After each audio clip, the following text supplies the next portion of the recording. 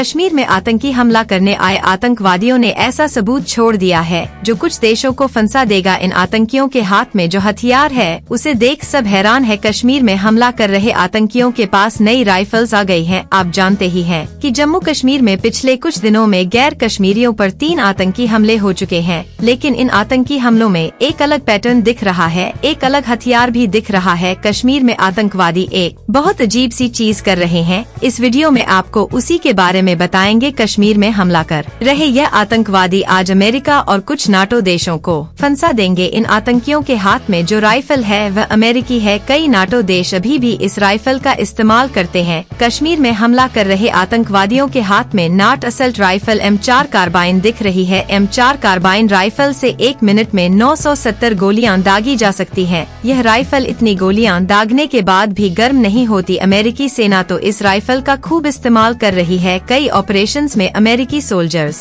इसी राइफल का इस्तेमाल करते हैं। M4 कार्बाइन राइफल AK-47 से भी ज्यादा खतरनाक दिखती है। M4 कार्बाइन राइफल की इसी खासियत का इस्तेमाल आतंकवादी युवाओं को दोबारा लुभाने के लिए कर रहे हैं। आप जानते ही हैं कि भारतीय सेना के एक्शन के बाद युवा आतंकवाद से दूर हो गए थे, मगर आतंकी नए हथियार दिखाकर नौजवानों का ब्रेन वॉश कर रहे हैं। यह आतंकी आजकल ना तो अपना चेहरा छुपाते और ना ही अपना हथियार। आतंकी यह दिखाने की कोशिश कर रहे हैं कि उनके पास AK-47 के अलावा दूसरे मॉडर्न हथियार भी पहुंच चुके हैं। यह आतंकवादी जम्मू कश्मीर में दहशत पैदा करने और युवाओं के बीच कूल दिखने के लिए अपनी शक्ल भी दिखा रहे हैं और नया हथियार भी, लेकिन भारतीय सेना इन सब के परखच्चे उड़ा देगी। यहाँ सबसे महत्वपूर्ण बात यह है कि इन आतंकवादियों के हाथ में अमेरिकी राइफल आ कैसे गई। अमेरिका खालिस्तान प्रेम में लगातार भारत पर आरोप लगा रहा है, लेकिन अब अमेरिका को बताना होगा कि उनकी बनाई राइफल कश्मीर पर हमला कर रहे आतंकवादियों के हाथों में कैसे पहुंच गई। क्या यह वही राइफल्स हैं जो अमेरिका और नाटो सेनाएं अफगानिस्तान छोड़ते समय जानबूझकर पीछे छोड़ गई थी। अमेरिका जानता था कि अफगानिस्तान से इन राइफल्स को आसानी तक पाकिस्तान पहुंचाया जा सकता है, यानी